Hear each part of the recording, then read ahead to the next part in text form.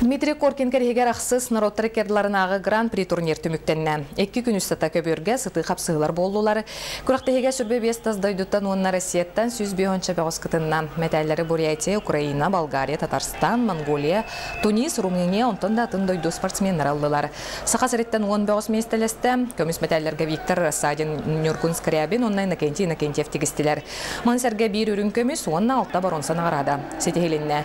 Турнир кемегер судьялар квалификацияларын үрдетейлері ұтылынна. Күрақты хекеннеттен үгес қолбұт қапсағай күраға болла.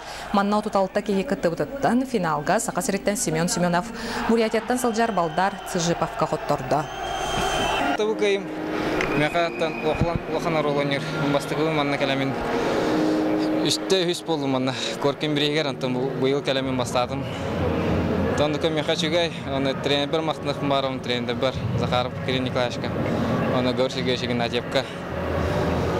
Тонны кәлем бұйыл жүгіт болешіктер бар. Меқан нар ғаджар. Әді болейдір, жонлар бар-барлар мақталбын тренерім бар.